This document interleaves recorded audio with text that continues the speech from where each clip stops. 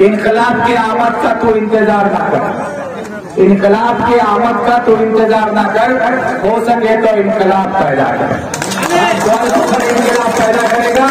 और आप सब से यही अपील है कि आप सब जिस प्यार और मोहब्बत के साथ हम लोग एक साथ जुड़े हैं, इसी प्यार मोहब्बत और भरोसे के साथ आगे पूरी ग्वालपोखर। तकलीफ होता है जब हम ग्वालपोखर में आते हैं, हम बोले कि झंडा और डंडा मजबूत करके आना होगा, तो तृणमूल का ब्लॉक प्रेसिडेंट को बहुत नीची लग गया,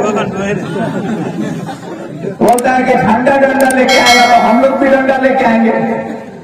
अरे भाई, इतना समझ होता तो तुम यहाँ नहीं होते। झंडा में डंडा नहीं होगा तो झंडा होगा।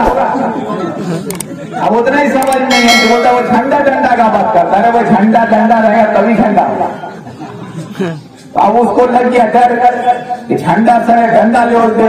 अरे झंडा के साथ डंडा लेके भी आने से तुमको मारने के लिए नहीं आएंगे, तुम बेखौफ रहो। तुमको मारने के लिए हम लोगों को डंडा उठाने की जरूरत नहीं है, सिर्फ एक उंगली उठाना है, सिर्फ एक उंगली।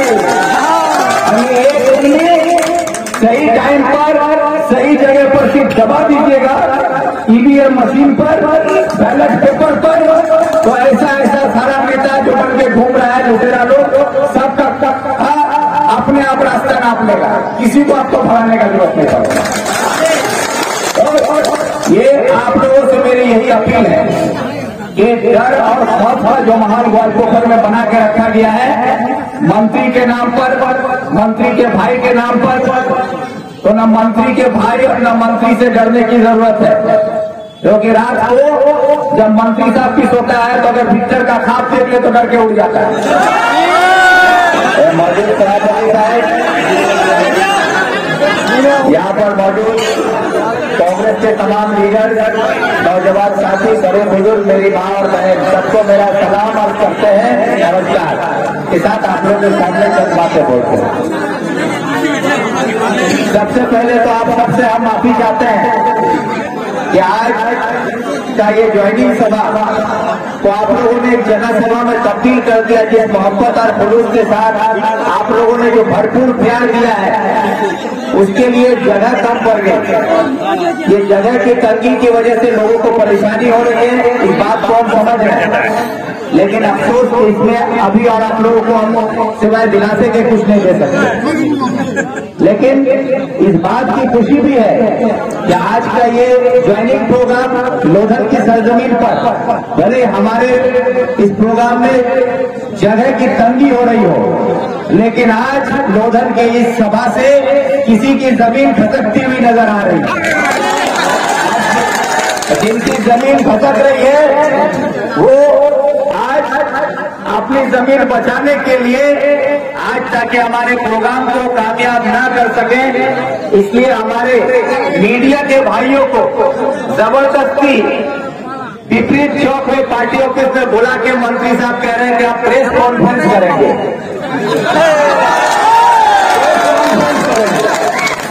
इस बात का प्रेस कॉन्फ्रेंस क्या बताना चाहते हैं ग्वालपोखर के लोगों को कि ग्वालपोखर के सामने आप नंगे हो चुके हैं और आपको नंगा नहीं देखना चाहते हैं। इसलिए अब आप कुछ भी बोलिए और सुनने वाला नहीं है। अब मीडिया का 4-5 भाई को बुला के सुना देते हैं तो वो लोग बेचारा सुन लेता है, लेकिन जब वो सुनाता है तो सुनने वाला कोई नहीं होता है। फिर फेसबुक पे चलाते हैं, सोशल मीडिया पर, तो उन्हीं से सवाल करता है कि तेरा झूठ बोल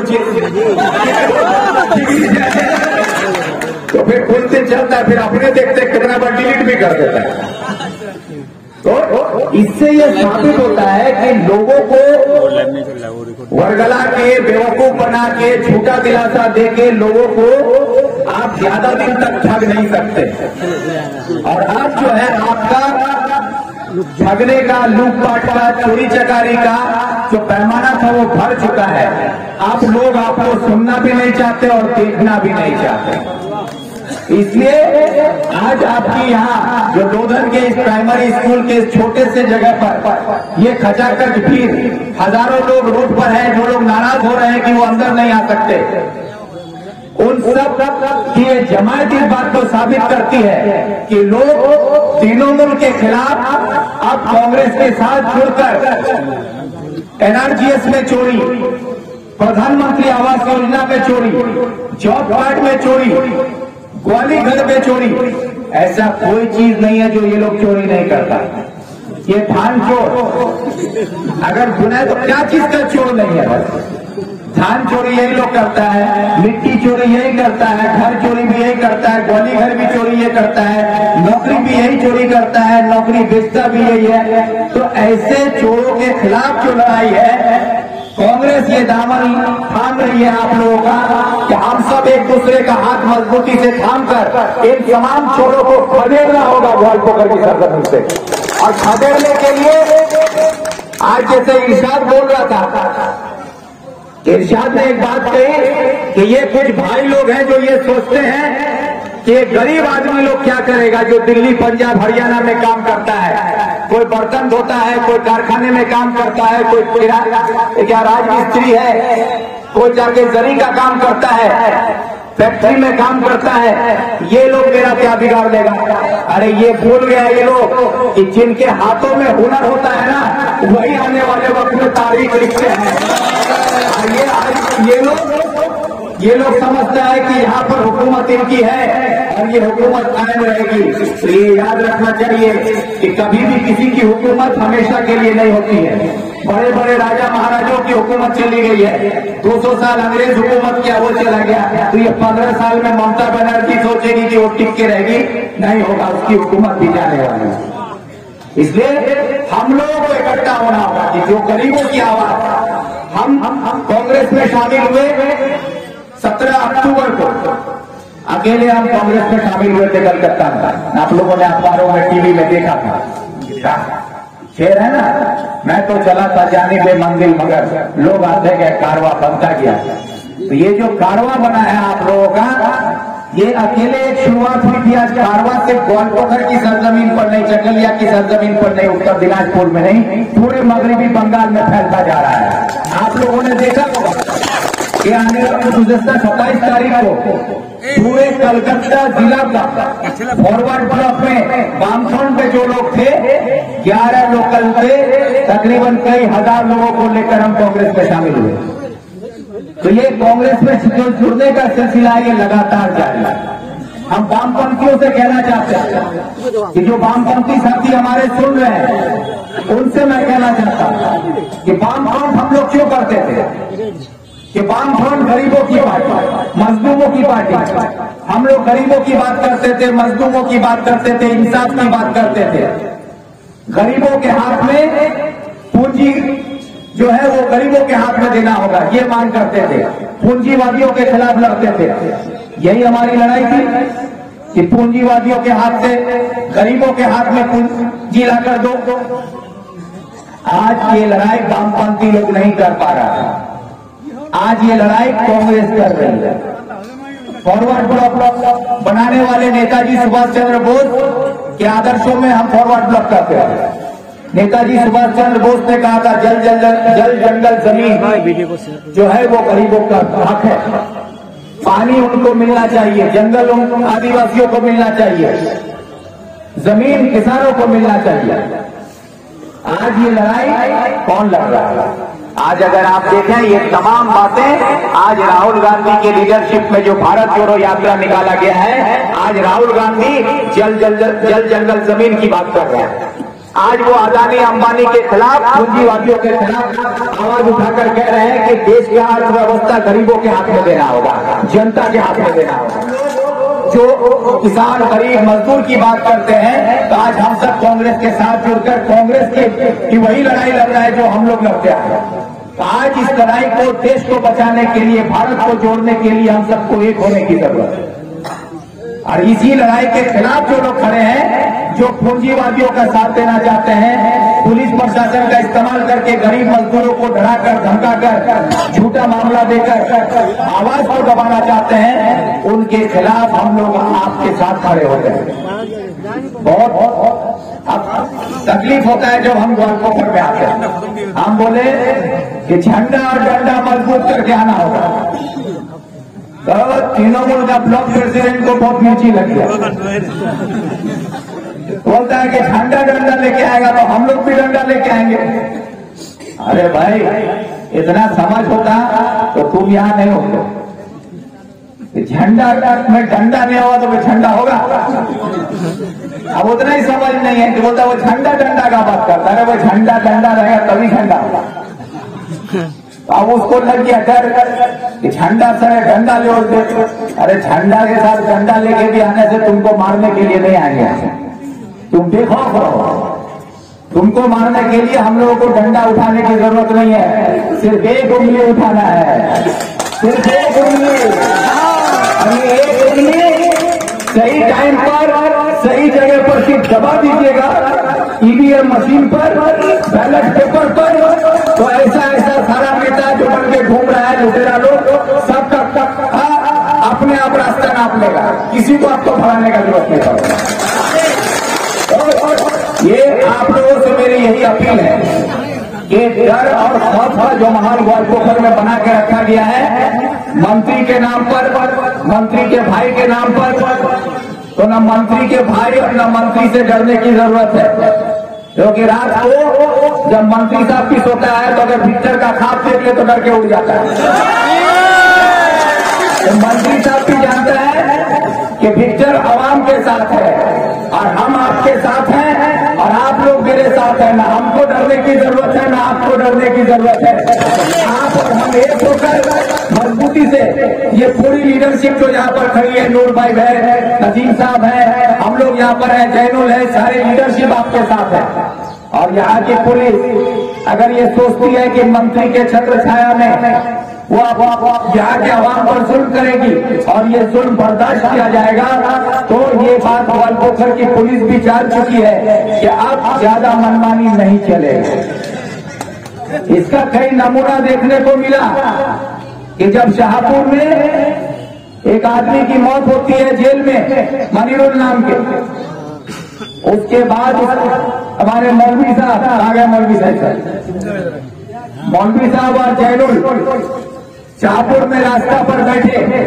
उस वक्त कि उससे 3 लाख रुपया लिया था ये ग्वालपोखर का पुलिस कि उसको जेल से छुड़ा देंगे, केस हल्का कर देंगे, लेकिन वो 3 लाख रुपया लेने के बावजूद उसको जेल जाना पड़ा और बेचारे के जेल में मौत हो गई। बीमार आदमी था।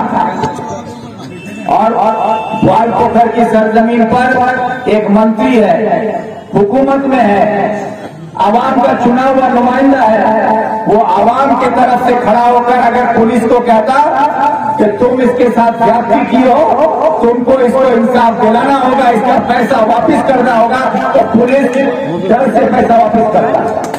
लेकिन ऐसा नहीं कर पाया। क्यों नहीं कर पाया? क्योंकि जो पैसा पुलिस लिया उसका हिस्सा मंत्री भी खाया, उसका भाई भी खाया, इसलिए नहीं कर पाया। लेकिन यही कांग्रेस का झंडा लिए रास्ते पर बैठकर हमारे कांग्रेस के इनकलाबी साथियों ने एक लड़ाई छेड़ दी कि जब तक पुलिस यहां पर नहीं आती उसका कोई सुनवाई नहीं होगा।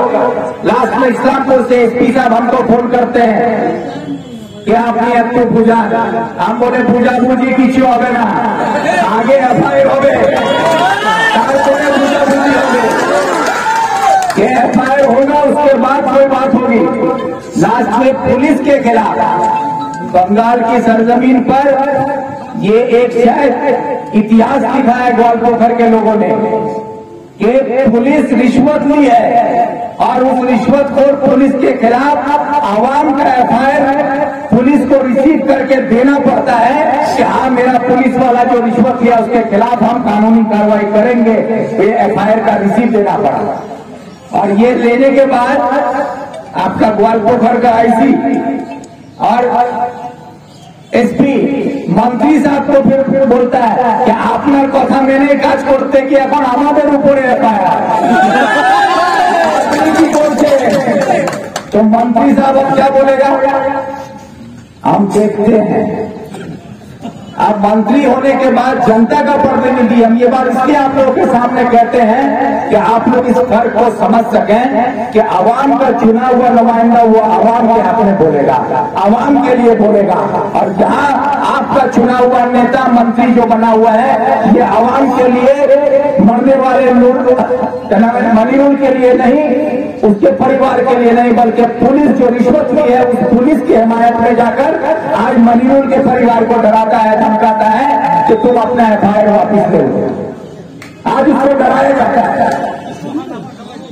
तो ये मंत्री को अगर शर्म हो, और टीएमसी पार्टी के जो लोग अपने आप को नेता समझते हैं, उनके अंदर अगर गैरत बची हुई हो तो सवाल कीजिए जाके अपने तृणमूल के नेता मंत्री से।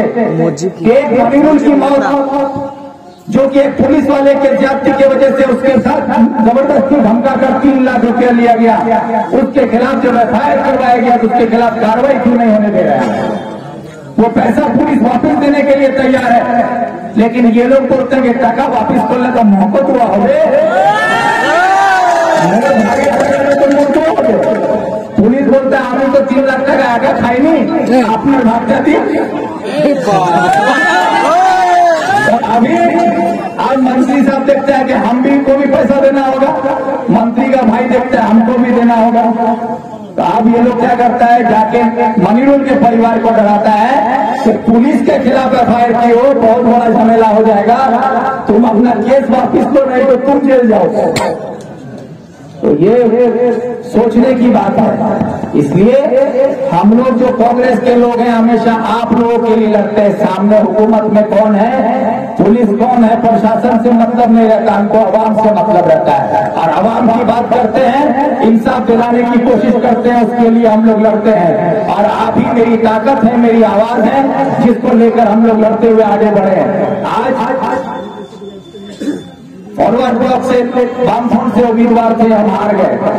चुनाव हारने के बाद जब कांग्रेस ज्वाइन करने से पहले हमको टीएमसी वालों ने भी दावत दी, अगर मुझ में लालच होता मैं हुकूमत में जाता, लेकिन हुकूमत के दरवाजे खुले हुए थे, दावत दिया जा रहा था, लेकिन उस दावत को ठोकर मार के हम आवाम की आवाज बन के, आवाम के बीच में रहकर, आपकी ताकत बनकर, आपके साथ मिलकर, आपके हक की बात बोलने के लिए कांग्रेस का दामन चुने कि जहां रहकर हम लड़ सकते हैं, बोल सकते हैं और आपको इंसाफ दिलाने के लिए हम लोग लड़ सके, वो जगह हमको चाहिए।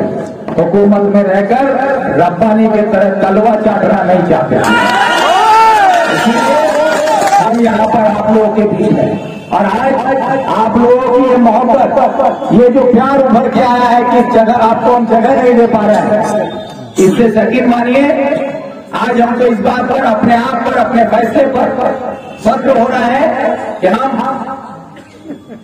अपोजिशन में थे, फिर आज हम अपोजिशन में आए। बहुत लोग कहते थे कि अरे आपको तो सरकार में जाना चाहिए, वहां जाने से ये मिलता वो मिलता। वो जो सोचते हैं वो छोटे जहनियत के लोग होंगे, जिनको देखा जो देखते हैं कि ये मिलता वो मिलता। आज मैं बता सकता हूँ कि ऐसे लोगों को यहाँ आकर देखना चाहिए कि विक्टर को क्या मिला है, ये मोहब्बत, ये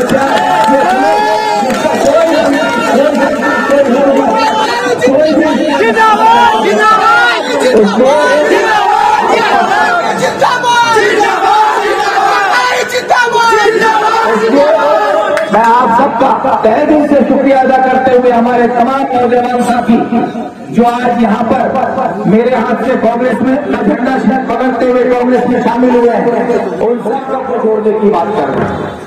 भारत का जो अर्थव्यवस्था को खत्म कर दिया गया है, उसको सुधारने के लिए, भारत को जोड़ने के लिए कह रहे हैं। भारत ने पूंजीवादी ताकत जिस तरह से पूरा अर्थव्यवस्था को अपने मुट्ठी में ले रही है, उससे बचाने के लिए भारत के किसान मजदूर को एक होना होगा, इसलिए अब जुड़ने की बात की जा रही है। और ये लड़ाई अब आगे बढ़ते हुए उसी के समर्थन में बंगाल में एक यात्रा निकाला गया है जिसका नाम है सागर से पहाड़ तक। सागर से पहाड़ तक का ये यात्रा 28 दिसंबर को शुरू हुआ और ये 28 दिसंबर को से चलते हुए कलकत्ता होते हुए, नदिया होते हुए अब ये मुर्शिदाबाद में घुस चुका है। अब ये मुर्शिदाबाद से होते हुए ये उत्तर दिनाजपुर जिला, मालदा होते हुए उत्तर दिनाजपुर जिला में आएगा 18 तारीख को, 18 जनवरी 19 जनवरी और 20 जनवरी, ये 3 दिन उत्तर दिनाजपुर जिला से ये सफर गुजरेगा। तो आप सभी बड़े बुजुर्ग नौजवान साथी, हर किसी से मेरा ये अपील है कि ये जो यात्रा है, ये यात्रा किसी एक पार्टी का नहीं है, ये यात्रा है हिंदुस्तान का। ये यात्रा है हिंदुस्तान के गरीबों का, किसानों का, मजदूरों का, पढ़े लिखे बेकार नौजवानों का, बेरोजगारों का, माँ बहनों का। इस यात्रा में हम सबको जुड़ना होगा। तो 20 तारीख 18 तारीख को गाजोल से शुरू होगा, 18 तारीख रायगंज में रुकेगा, 19 तारीख सुबह रायगंज से चल के सुरजापुर टोल पूर्णिया मोड़ के पास आएगा और 20 तारीख सुबह सुरजापुर से चलेंगे, ये यहाँ से निकलते हुए चोपड़ा पार करेगा। तो आपके यहाँ घरदप्पा हाईवे पर जो घरदप्पा है, 20 तारीख को घरदप्पा में दोपहर के 1 बजे आप लोगों को हजारों की तादाद में घरदप्पा में पहुंचना होगा, ताकि घरदप्पा में जाकर जब ये काफिला आए तो घरदप्पा में आप लोग उसका इस्तकबाल करें और वहां से लेकर इसको फिर आगे इस्लामपुर तक हम लोग निकलेंगे। फिर इस्लामपुर के टीम वहां पर रहेगी, वहां से फिर आगे चलेगा, चोपड़ा की टीम रहेगी। ये करते हुए ये दार्जिलिंग डिस्ट्रिक्ट में चला जाएगा और 23 तारीख को करशियन पहुंचेगा। 23 तारीख को जाकर ये भारत सागर से बाहर तक का ये यात्रा खत्म किया जाएगा। तो इस यात्रा में आप सबको शामिल होना है। हम लोग इसमें सबको रहेंगे और हमारे लीडर जो अपोजिशन लीडर हैं अधीर रंजन चौधरी, वो भी इस यात्रा में शामिल होंगे। वो बोले हैं कि वो उत्तर दिनाजपुर में इस सफर में रहेंगे। तो इसमें आप सबको भी बढ़कर इसमें हिस्सा लेना है। यही कहकर आप सबका शुक्रिया अदा करते हुए, लेकिन छोटे सा इसमें ये ग्वालपत्थर के लोगों के लिए ये जो ये इनकलाब के आमद का तो इंतजार ना कर, इनकलाब के आमद का तो इंतजार ना कर, हो सके तो इनकलाब पैदा कर। ग्वालपत्थर इनकलाब पैदा करेगा और आप सब यही अपील है कि आप सब जिस प्यार और मोहब्बत के साथ हम लोग एक साथ जुड़े हैं, इसी प्यार मोहब्बत और भरोसे के साथ आगे पूरी ग्वालपत्थर में जो इनकलाब की लड़ाई शुरू की जाएगी, उसमें आप सब जुड़कर मजबूती के साथ कांग्रेस को और मजबूत करेंगे। यही कहकर सबका शुक्रिया अदा करते हैं। इनकी